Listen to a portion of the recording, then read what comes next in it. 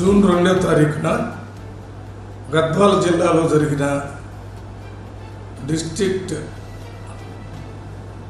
Telangana formation day సెలబ్రేషన్లో parliament మెంబర్గా నేను పాల్గొనడం జరిగింది. ఆ కార్యక్రమంలో అలంపూర్ ఎమ్మెల్యే విజయుడు గారు కూడా పాల్గొన్నారు. దాంతోపాటు గద్వాల ఎమ్మెల్యే గారు కూడా పాల్గొనడం జరిగింది.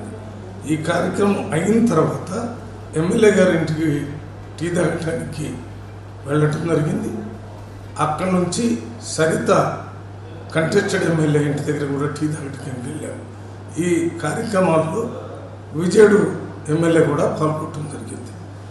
అంతే తప్ప రాజకీయ చర్చలు కానీ దేని గురించి మాట్లాడలేదు. అభివృద్ధి గురించి ఈ గత 1.5 సంవత్సరాల్లో రేవంత్ రెడ్డి గారు కాంగ్రెస్ పార్టీ ముఖ్యమంత్రి అయిన తర్వాత ఏ రకంగా గవర్నమెంట్ సోషల్ రెస్పాన్సిబిలిటీని పూర్తి చేశాడో అందరికీ చెప్పడం జరిగింది.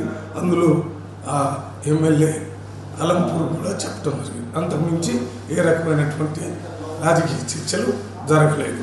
ఇది అక్కడ కొంతమందిలో ఉన్న అపోహలు తగ్గించడానికే దీన్ని చెప్పడం జరుగుతుంది. ఇంకొకటి, కొంతమంది ఎన్ఎస్యుఐ విద్యార్థులు ఇతరులు మల్లురవి గారు ఏదో బిల్లులు ఇప్పించి డబ్బులు తీసుకున్నాడని చెప్పినట్టుగా ఒక వార్త సోషల్ మీడియాలో వచ్చింది.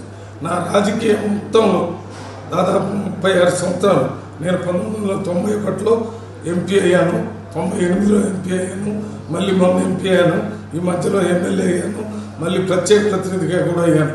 ఎన్ని చోట్ల చేసినా కానీ ఒక్క దగ్గర నేను పని చేసి డబ్బులు తీసుకున్నానని నిరూపిస్తే నేను రాజకీయ సన్యాసం తీసుకోవడానికి సిద్ధంగా ఉన్నాను. మాట్లాడే వాళ్ళు కొద్దిగా ఆలోచించి మాట్లాడాలి. ఎవరి మీదనో కోపంతో నా మీద చూపించాలని చూస్తే అది వారి మీదనే పోతుంది.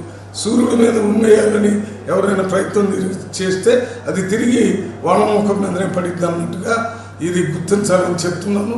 ఇది కూడా ఎందుకు చెప్తున్నానంటే, ఇవేదో జరిగిపోయింది అనేటటువంటి ఒక తప్పు జరిగినట్టుగా మాట్లాడుతున్నారు కాబట్టి అటువంటి తప్పు జరగలేదు, తప్పు జరగదు కూడా. నా రాజకీయ జీవితంలో ఇంతవరకు ఈ కరప్షన్కు వ్యతిరేకంగా పోరాటం చేశాను. నేను భవిష్యత్తులో కూడా అదే చేస్తాను. నన్ను గురించి తెలిసినటువంటి ఏ నాయకుడు కూడా నేను డబ్బులు తీసుకుంటానని అంటే నమ్మే పరిస్థితి ఉన్నది. నేను తీసుకోలేదు కూడా. తీసుకున్నానని నిరూపిస్తే సంపూర్ణంగా రాజకీయం నుంచి విరమించి సన్యాసత్వం తీసుకుంటానని నేను వారికి చెప్తున్నాను. వెంటనే అది ఏముందో ఆధారాలు అన్నీ చూపించండి. ఎక్కడ నిరూపిస్తే ఆ రోజు నుంచే సన్యాసం తీసుకుంటాను.